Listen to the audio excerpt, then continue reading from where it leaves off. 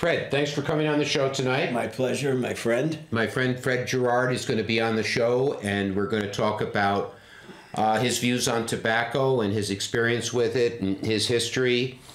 Freddie, these days, do you consider yourself a smoker or not? I do. And what you seem to go back and forth, though. Sometimes you're not smoking, and sometimes you're smoking, and sometimes you seem a little bit down on tobacco, and right these days you don't seem so. It depends, how I feel at the time.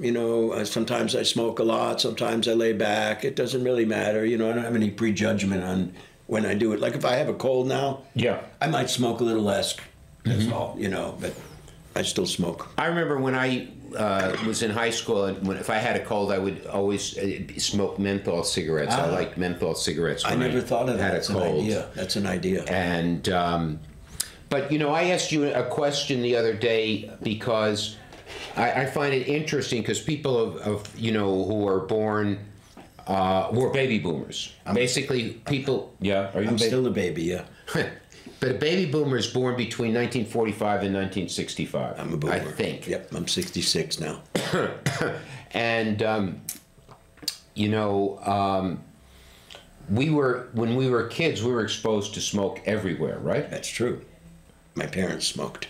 And, if you went to let's say, I remember going to the theater with my parents, and we'd come out into the lobby, and the lobby be filled with smoke. Yep, intermission, yeah, it's true.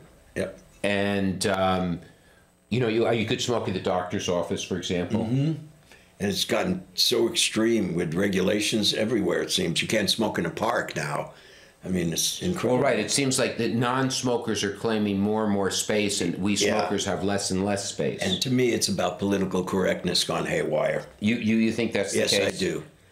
I think people should have the right to smoke. Of course, if it's in a room where people are congested, no, that's a no-no. They don't want that. But in public places like outside and stuff, I can't see why. Well, what about at a bar? I mean, like, let's say in a bar, if the bar owner wants to smoke and the customers want to smoke and the employees want to smoke, should they be allowed to smoke? Yes, I'll tell you how they should do that because they used to do it this way. Yes. They used to have a smoking room. Like in restaurants, an area, and, if they wanted to, they could build a partition and do that in places so that it would satisfy the people that want to smoke. I mean, I've been to bars. I don't drink a lot anymore, but once in a while I want to go out and I'm sitting at a bar or a restaurant having a drink. And the thing you want to have after a meal and drink is a cigarette. And you can't do that anymore. It used to be like that. So I believe they should make space for people that want to smoke. That's my opinion. Do you think they will? No. You don't think so? I think what they're trying to do is to do away with cigarettes in this country by taxing them a real lot and putting a lot of regulations on them. But I mean, this is a worldwide movement. This is not just in this country. No, it's been going on a while, and it's quite extreme. Like Ireland was the first country in the world to ban smoking in all its bars. I didn't even know that. Yeah. And let's say, for example, New Zealand and Australia are, in terms of anti-smoking restrictions and taxes, are much worse than the United States, for example.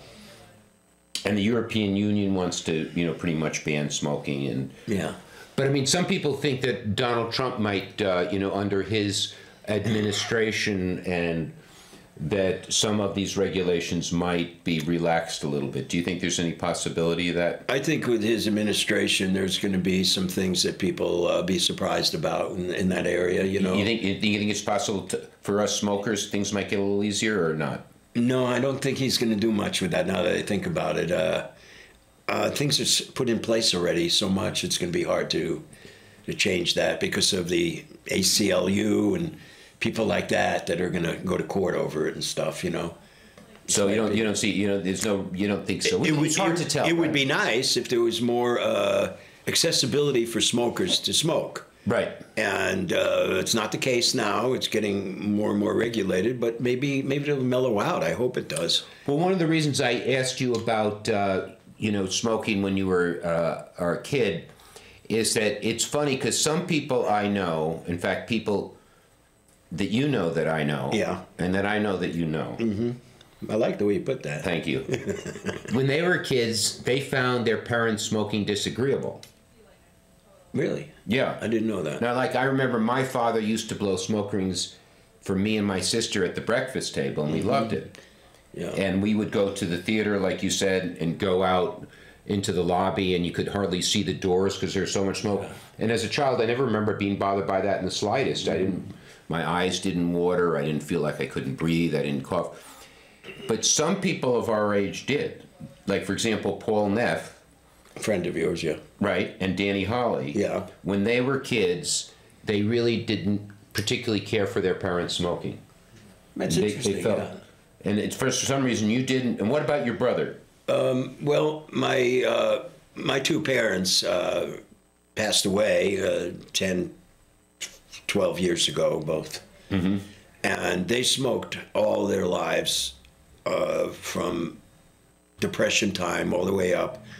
And they lived till 85 and 84, never had any problems from Relating smoking to at all. smoking? None, Yeah. absolutely. Died of natural causes, nothing to do with lungs or anything. You know, so, but I never complained, neither did my brother. In fact, my mother would give me a puff or two from the Now, what about your Marlboros. brother? Did he ever smoke? No, I don't think so. Never Just smoked. pot. Yeah, he gave me some when I was young. He turned you on to pot. Yeah, he used to deliver it to me.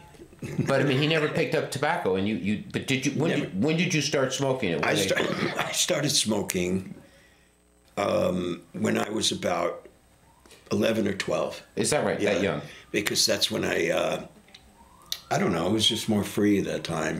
And we were able to get cigarettes. I lived in Brooklyn, New York, and, you know, we smoked pot and stuff then, and cigarettes came along. I started smoking when I was about 11. Yeah, And about the same age. I've never regretted starting smoking. Me either. No? It's very. I like the way it feels to after a meal or after sex. It's a good thing. You know, it makes me feel a little more settled, and I don't know. It just seems to complete things at times just to have a smoke. It just feels better. Do you ever think it helps you concentrate? Like, for example, if you have to read a book or write a paper or something like that? Yeah, it does. It settles you down. You know, it seems to me that cigarettes are in a way medicinal, and people have been smoking for all time. You know, tobacco. Well, not for all time, but just for the last 8,000 years. Yeah, that's a pretty much all. That's a long time, actually. You're right. But So, you know, it's been around a long time, and some people tamper with tobacco and they put other crap in it and stuff. But tobacco is safe as it is. well, your far as I parents, know. like, for example, they didn't smoke American Spirit cigarettes. No, I like American Spirit just because I like the taste of them. But do you think that tobacco companies are putting things in the cigarettes that they shouldn't put in? My belief is they do. I still smoke anyhow, but I think they put things in it to make it smoke faster. Yeah. You know, to make that cigarette go like right down real quick, it burn by itself. Right. But the American Spirit cigarettes, they burn much slower and actually go out. So I find them more economical if I just lay one down and it's burning. Oh, I go see. down to the end, and that's a big thing, you know, because cigarettes are very expensive. They're over $10 now, right? Yeah, in Massachusetts. Yeah, and they're trying to do that in every state, is raise the taxes on it so much that people can't afford to do it. It's incredible. Right. Imposing on people's freedom to do it. But, you know, I like cigarettes, always have, and I'll probably always smoke, you know. It depends on how much I do, is how I feel, Yeah. you know. I know you like to roll your own. Right. You know, and, well, I started rolling my own when they introduced fire-safer cigarettes in Massachusetts, because that, to me, altered the chemical composition of the smoke. Yeah. So when they had a law mandating that all cigarettes be sold in the state of Massachusetts be fire-safer, that's when I switched to roll my own cigarettes. And now I prefer them. Yeah. Although they're a little bit stronger, I think that sometimes I'll give someone one of my cigarettes and they'll go, ooh, that's very strong. Now, I do something which might sound freaky or unusual, but, you know, sometimes you want to pleasure yourself in this world. Yes. And I do. And sometimes I use, you know, maybe a video or something to help it. Being honest. Yes. And if I smoke tobacco Yeah. while I'm I get pleasuring it. myself. I get it. Yes. It okay. enhances it so much. Does it really? And it really does. It's true. I've never heard anybody mention that. What I do is I hold it in, and it works. It's amazing. I've never heard anybody mention that. But I know it might sound weird to everybody, but I do that. I don't know. I don't know if it honest sounds about that weird, but it's unusual I've heard just about everything said about tobacco that there could be. I'll tell you exactly what it does. It enhances the sexual pleasure. Is that right? It does, Really? yeah. And I bet I'm not the only one out there that can say that. Well, if any of our viewers have any opinions on that, they're certainly welcome to call. And right now, these days, it seems to me, to a large extent, you're kind of scavenging tobacco. I do. I like to take Steve's butts. Not his butt there, but right, yeah, this butts that he leaves. And what I do, I get home and it's economizing on them, is I twirl out the tobacco and I have a pipe and I'll put it in the pipe and I'll smoke it. So I recycled his butts. And that you find that satisfactory. Yeah, it's dynamite. I love it. And that should be, the tobacco should be a little bit stronger. When you're in the pipe. Well, you know, Cambridge Citizens for Smokers' Rights was very successful in getting the city council not to ban smoking in all parks. We were able to persuade our city councilors. They listened to us. We spoke respectfully. Councilor McGovern, he wanted to do it, but when he listened to our arguments, he decided it probably wasn't that good an idea. And we have other projects, and one of our projects is to introduce new cigarette butt receptacles in Cambridge. Great idea. Great idea. And these are really good receptacles. That's a good cause. And we again reached out to Councilor McGovern, and he facilitated it, and the city has now started a pilot program. In fact, they already have one of them in operation. One of these cigarette butt receptacles. Yeah, I was thinking yesterday that if they took the pit in Harvard Square, right, and they made it into a giant ashtray, right, and people could come in there and smoke, and they could play in it like a sandbox. Yeah, and then all the ashes would go down, and then at night, water would come out and wash the whole place, so it would be a clean ashtray the next day for everybody. That would be nice. You know how it's embedded. Right, but you know the pit is not like it used to be, Fred. What is it like now? It's not. There are not as many. I don't know, kind of street kids there as there used to be. What do they got now? I don't know, they got chess players and things like that. It's not quite the way the pit at one point was a big problem. But, you know, there was a very big fire in Cambridge last year on December 3rd of last year, and 11 buildings were burned. How did that happen? Well, you know, it's interesting because the state and the city fire officials said it was caused by the careless disposal of smoking materials. Interesting. Were they sure? Well, I mean, I don't know. They were sure enough to announce it not only to the local press, but the national press. So I made a Freedom of Information request to the state fire marshal's office, because I'm entitled as a citizen to get the public record. And they say they can't give it to me because it's going to the Middlesex County of Middlesex Attorney General, state attorney. And then I called the city fire department, and they were supposed to send me this official report. But today I got an email saying that they're going to reinvestigate it. And they have no idea when they're going to have the report out, and we're not be able to get any information. So I haven't been able, so I don't know. It's a very funny situation. Sounds left wing to me. You think so? Yes. You think it's kind of like there's a tendency on the part of fire officials, like if they can't figure out the cause of a fire, they'll just say, it's they'll blame it on smoking. Yeah. Why not? Other than Cambridge Citizens for Smokers' Rights and perhaps the insurance companies of, let's say, certain individuals and companies will not contest this. Yeah, well, people blame the storm that we just had on climate change. I didn't hear that. It's true. I couldn't believe I heard Where that. did you? I mean, where did you hear? You heard that on television? I heard it on the weather station. Really? Yeah, the guy was talking about that. It's so stupid. Well, I mean, it wasn't that bad a storm actually. To you know, in the larger scheme of things, anyway. So, you know, but don't you feel sorry for people like in public housing? Like, I was thinking, you know, I'm so lucky, thank God that I can smoke in my apartment. Yeah. But, you know, there are people in public housing here in Cambridge. I live. Do they go outside in weather like that to smoke? They do. There's a gazebo outside 25 feet from the facility that I live in.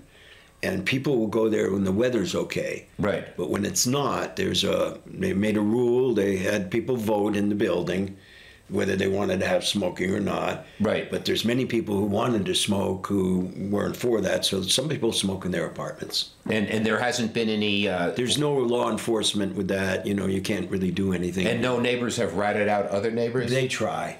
Well, I mean, you're now the president of the council. Tenant Association, yeah. Have you heard anything about that since you've been the... Yes, I've had a couple of the tenants complain about it, that there's smoke in the hallway on a certain floor.